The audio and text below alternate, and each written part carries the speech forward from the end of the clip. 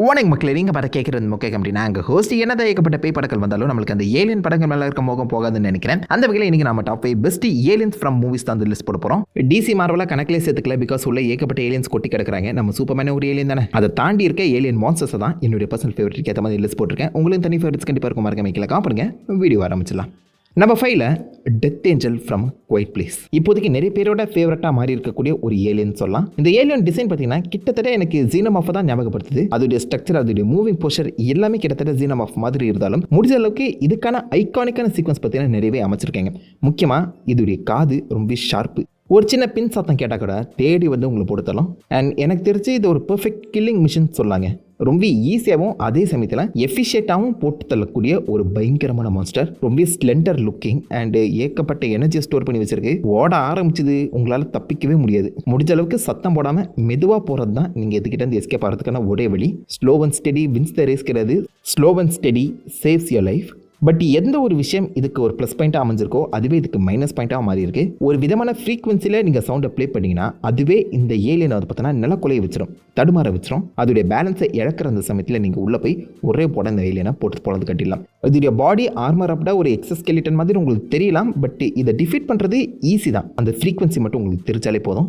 But அதை தாண்டி 1-on-1 சண்டை போட்டு ஜெயிக்கிறதுங்கிறது ரொம்ப கஷ்டம். இதோடைய பாடி போஸ்டர் எல்லாமே ஜீனமாஃப் மாதிரி இருந்தாலும் இதோடைய ஃபேஸை ரொம்ப விகாரமாக பண்ணியிருக்காங்க அண்ட் கொஞ்சம் யூனிக்காகவும் பண்ணியிருக்காங்க. ஸோ மாடர்னில் வர நிறைய ஏலியன்ஸ் லுக்கில் எனக்கு இந்த டெத் ஏஞ்சல் லுக் வந்து ரொம்ப பிடிச்சிருக்கு. கொஞ்சம் வித்தியாசமாக இருக்குது, நல்லாவும் இருக்குது. பேரை இன்னும் கொஞ்சம் சயின்டிஃபிக்காக காம்ப்ளிகேட்டடாக கொடுத்தாங்கன்னா நல்லாயிருக்கும். ஸோ பார்ப்போம் ஃபியூச்சரில் இந்த ஏலியன்ஸோட ஆரிஜினை தெளிவாக சொல்கிறாங்களா இல்லையான்னு. ஸோ டெத் ஏஞ்சலை நம்ம 5ல போட்டிருக்கேன். அதை தொடர்ந்து நம்ம 4ல இருக்கிறது ஈட்டி.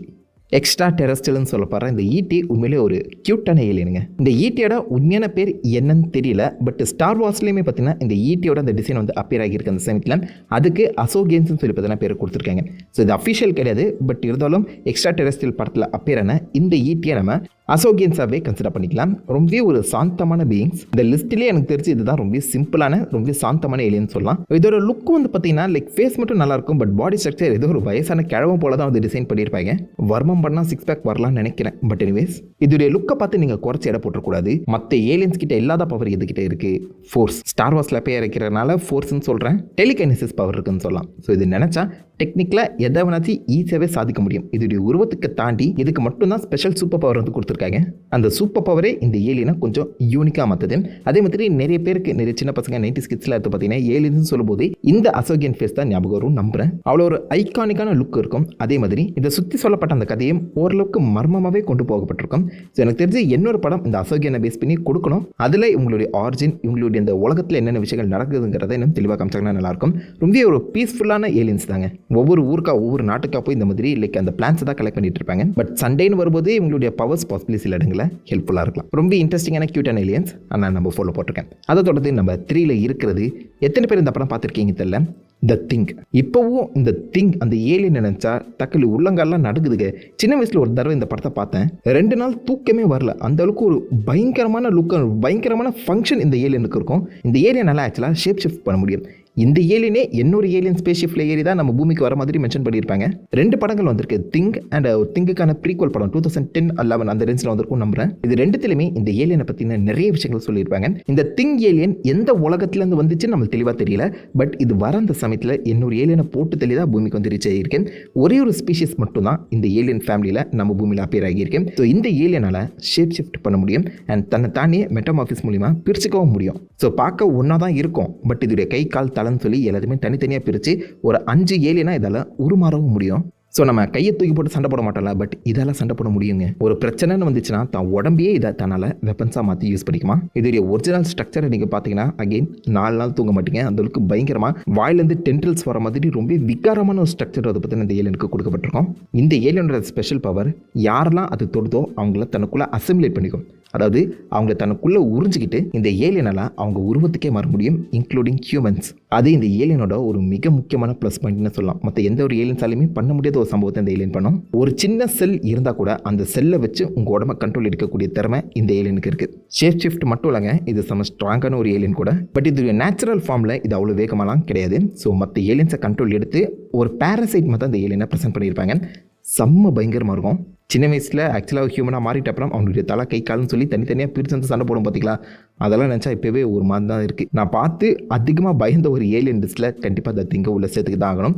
ஸோ எனக்கு தெரிஞ்சு நிறைய பேர் இந்த திங் படத்தை பார்த்துருக்க மாட்டீங்கன்னு நினைக்கிறேன். டைம் கிடைச்சா மறக்காம கொஞ்சம் செக் பண்ணி பாருங்கள். இப்போ கொஞ்சம் அதோடைய விஎஃப்எக்ஸ் எல்லாமே அவுடேட்டடாக இருந்தாலும் அந்த பேசிக் அவுட்லைன் உங்களுக்கு புரியறதுக்கான வாய்ப்புகள் இருக்குது. அந்த திங் எந்த அளவுக்கு பவர்ஃபுல்னு சொல்லி உங்களால் அண்டர்ஸ்டாண்ட் பண்ணிக்க முடியும். ஸோ செக் பண்ணி பார்த்துட்டு உங்கள் தாட்ஸை கீழே காம் பண்ணுங்கள்.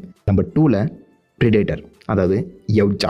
எனக்கு ரொம்ப ஃபேவரட்டான ஒரு ஏலியன் சொல்லாங்க. ஏன்னா மற்ற ஏலியன்ஸ் எல்லாமே பார்த்தீங்கன்னா லைக் ஒரு மான்ஸ்டர்ஸாக தான் உச்சரை காப்பாற்றணும் தான் சண்டை போட்டுட்ருக்கோம். பட் இந்த யவ்ஜா இருக்குல்ல, இது தக்காளி என் கூட சண்டைக்கு வாடான்னு சொல்லி உங்களை வந்து சண்டைக்கு கூடும். ஸோ தன்னை விட யாராவது பலமானவனா இருந்தானா அவங்க கூட சண்டைக்கு போய் தன்னுடைய பலத்தை ப்ரூவ் பண்ணுறது தான் இந்த யவ்ஜா இனத்தோட குறிக்கோளாகவே இருக்குது. ஸோ அந்த இனத்தில் இருக்கவங்க எல்லாருமே இந்த உலகத்தில் இருக்க மற்ற ஏலியன் ஸ்பீசிஸ் கூட நல்ல பவர்ஃபுல்லான ஏலியன் ஸ்பீசிஸ் கூட சண்டை போட்டு ஜெயிக்கிறத தான் ஒரு குறிக்கோளாகவே வச்சுருக்காங்க. அவங்களுக்குள்ளே எப்போதுமே ஒரு ஒலிம்பிக்ஸ் நடந்துட்டு இருக்க மாதிரி நீங்கள் கன்செப்ட் பண்ணிக்கலாம். அதாவது ஒரு ஸ்ட்ராங்கான ஏலியன்ஸை பார்த்துட்டாங்கன்னா அவங்கள போட்டு தள்ளி இவங்களுடைய அந்த ஸ்ட்ரென்த்தை காட்டி நான் தான் ஒரு பெஸ்ட் ப்ரெடேட்டருங்கிற ஒரு தாட் வந்து பார்த்தீங்கன்னா இந்த யவ்ஜா உலகத்தில் இருக்க மற்ற எல்லாருக்கிட்டையுமே விதைச்சிட்டு இருக்கேன். அந்த அளவுக்கு காலங்காலமாக ஒரு வேட்டையாளிகளாகவே இந்த யவ்ஜா இனம் வாழ்ந்துட்டு இருக்கு.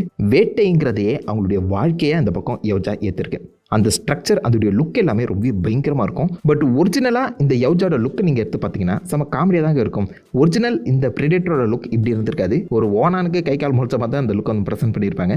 இது அந்த லுக்கு பயமாக இல்லைன்னு சொல்லி நம்ம அவதார் நாவி இனத்தோட கிரியேட்டர் ஜேம்ஸ் கேமரன் கிட்ட ஐடியா கேட்க அவர் தான் இந்த யவ்ஜாவுக்கு மேண்டிபிள்ஸ் ஆட் பண்ணுங்க, அதாவது வாயில் கொடுக்குகள் இருக்குல்ல அதை ஆட் பண்ணிக்கோங்க, அதே மாதிரி கொஞ்சம் மஸ்குலராக அதை வந்து மாற்றுங்க அப்படின்னு சொல்லி நிறைய ஐடியாஸ் கொடுத்து இப்போ நீங்கள் பார்க்குற இந்த ப்ரெடேட்டரை உருவாக்குறதுக்கு ஒரு முக்கிய காரணமாக ஜேம்ஸ் கேமரன் தான் இருந்திருக்காரு. அந்த மனுஷன் தான் அவருடைய மூலையிலிருந்து இந்த அளவுக்கு ஒரு பயங்கரமான ப்ரெடேட்டரை உருவாக்கியிருக்காருன்னு சொல்லலாம். அண்ட் இப்போ வரைக்குமே இந்த ப்ரெடேட்டர் செம்ம ஐகானிக்காக இருக்குது. ஒரு ரெப்டைல் லுக்கில் பார்த்தாலே லைட்டாக பயம் வரதாங்க செய்யுது. இந்த ப்ரெடேட்டர் ஹெல்மெட்லாம் நிறைய இடங்களாக பார்த்துருப்பீங்க. ஒரு செம ஐகானிக்கான பயங்கரமான லுக். மூஞ்சை மட்டும் பார்க்க முடியாது, மற்றபடி செம்ம ஒரு கூலான லுக் கூட. இதுடைய அந்த கல்ச்சர், இதுடைய அந்த லோர் வந்து பார்த்தீங்கன்னா செம்ம ஸ்ட்ராங்காக இருக்கும். ஸோ நான் நம்ம 2ல் போட்டிருக்கேன். ஸோ ஃபைனலி நம்ம 1 பார்க்குறதுக்கு முன்னாடி ஒரு சின்ன ஹானரபிள் மென்ஷன். நம்ம அவதார் தான் நாவி, அந்த இன மக்களை கண்டிப்பாக உள்ள சேர்த்து தான் ஆகணும். பட் ஹானரபிள் மென்ஷனில் போட்டிருக்கிறதுக்கான காரணம் அவங்க பார்க்க மனிதர்கள் போலவே இருப்பாங்க. அண்ட் நிறைய இடங்களில் மனிதர்களால் கண்ட்ரோல் பண்ணப்படுறவங்களா அவதாராவும் நீங்கள் பார்த்துருப்பீங்க. ஸோ அவங்க கூட ஒரு ஹியூமன் கனெக்ஷன் இருக்கும். அவங்கள நம்மளால் ஒரு முழு ஏலியன்ஸாக அதை பார்த்தீங்கன்னா அக்செப்ட் பண்ண முடியலங்க. அவங்க என்னதான் ஏலியன்ஸாக இருந்தாலும் பார்க்க ஹியூமன்ஸ் போல ஹியூமன் கனெக்ஷனோட இருக்க அந்த காரணத்தினால அவங்க நான் ஹானரபிள் மென்ஷனில் போட்டிருக்கேன். பட் அவங்க லுக்குமே கொஞ்சம் ஐகானிக்காக தான் இருக்குது. இப்போ நிறைய பேருக்கு ஏலியன்ஸ் சொல்லும்போது நாவி மக்கள் ஞாபகம் வரலாம். யாருக்காவது அப்படி வந்துச்சுன்னா கீழே காம் பண்ணுங்க. அண்ட் ஃபைனலி நம்ம 1 பொசிஷனில் இருக்கிறத கண்டிப்பாக எல்லாருமே கண்டுபிடிச்சிருப்பீங்க. இப்போ மட்டும் இல்லை, எப்போதுமே ஐகானிக்கான ஒரு ஏலியனா அது கண்டிப்பாக ஜீனமாஃப் தான். அதுடைய தலை கை கால் வாளுன்னு சொல்லி அது நடந்து வரதை பார்த்தாலே நம்மளுக்கு அள்ளு விட்டுரும். இது 10வது கொதிக்க அதுக்கு வாய்க்குள்ளேயே ஒரு வாய் இருக்கும் பார்த்தீங்களா, அதெல்லாம் அல்டிமேட்டுங்க. ஆக்சுவலாக அதுக்கு மூளை வந்து அவ்வளோ பெருசு கிடையாது. மண்டை பெருசாக இருக்க பற்றி நீங்கள் பார்த்துருக்கலாம். அது மூளை கிடையாதான், அது முழுசாகவே மசில் இருக்குது. அந்த மசிலை வச்சு தான் அது வாய்க்குள்ளே இருக்க அந்த வாயை வந்து பார்த்தீங்கன்னா கண்ட்ரோல் பண்ணுறாங்க. இப்போ தான் அதுக்கு ஏன் இவ்வளோ பெரிய மண்டை இருக்கதே எனக்கு புரிஞ்சிச்சு. இந்த ஏலியன்ஸ் எல்லாமே பார்த்தீங்கன்னா ஒரு ஹைவ் மைண்டடாக தான் வாழுமா, ஒரு தேனீக்கள் போல். இதுக்கு எல்லாருக்குமே தலைவியாக ஒரு குவீன் இருக்கும். குவீனுக்கு கீழே படைத்தளபதிகள், அவங்களுக்கு கீழே ட்ரோன்ஸ்னு சொல்லி ஒரு ஹை மைண்டடாக வாழக்கூடிய ஏலியன் கூட்டம். இதுடைய அந்த லைஃப் சைக்கிளே ரொம்ப விகாரமாக இருக்குங்க. முட்டையில் ஆரம்பித்து அது செத்துட்ட அப்புறமும் உங்களை கொள்றதா தான் ஒரு திட்டமாக வச்சிருக்கணும். யோசிச்சு பாருங்க. லைக் முட்டைக்குள்ள வந்து ஃபேஸ் ஹக்கர் வரும், அது உங்களை போட்டு தள்ளிடும். ஃபேஸ் ஹக்கர் ஸ்கூல்ல இருந்து செஸ் பஸ்டர்ஸ், ஃபேஸ் ஹக்கர் கிட்ட தப்பிச்சிட்டிங்கன்னா செஸ் பஸ்டை போட்டு தள்ளிடும். செஸ் பஸ்டர் கிட்ட இருந்து தப்பிச்சிட்டிங்கன்னா ஆப்வியஸாக ஜீனமாஃப் அதோடைய அடுத்த ஃபார்மேஷன் உங்களை போட்டு தள்ளும். அந்த ஜீனமாஃபியே நீங்கள் கொண்டுட்டீங்கன்னு வச்சுக்கோங்களேன், அதுக்கு உடம்புக்குள்ளே இருக்கக்கூடிய ஆசிட் பிளட் அது உங்கள் மேலே தெரிச்சு அது உங்களை போட்டு தள்ளிடும். எப்படி பார்த்தாலும் ஏலம் கூட சண்டை போட்டால் சாவு நிச்சயங்கிறத பல இடங்கள்ல பக்காவாக போட்டு காமிச்சிருக்காங்க. ஆசிட் பிளட் எவடா இதெல்லாம் உட்காந்து யோசிச்சிக்க எப்பா, இந்த அளவுக்கு ஒரு பயங்கரமான ஏலியன் கிரியேச்சரை டிசைன் பண்ணவருக்கு ஒரு ஹேட்ஸ் ஆஃப். அண்ட் இது வரைக்கும் ஏகப்பட்ட ஏலியன் படங்கள் வந்திருக்கு, ஏகப்பட்ட புது புது ஏலியன்ஸ்லாம் இன்ட்ரடியூஸ் பண்ணியிருந்தாலும் ஜீனமாஃபை ஓவர்டேக் பண்ணலங்க. ஓவர்டேக் பண்ணுறது ரொம்ப கஷ்டம். அந்த அளவுக்கு ஒரு வேற லெவல் ஸ்டாண்டர்ட் ஏலியன்ஸ் வந்து பார்த்தீங்கன்னா இதை வந்து காமிச்சிருக்கேன். எனக்கு இப்போ மட்டும் இல்லை, எப்போதுமே ஒரு absolute favourite alien design and alien லோர்னு பார்க்கும்போது அது கண்டிப்பாக ஜீனமாஃப் தான்.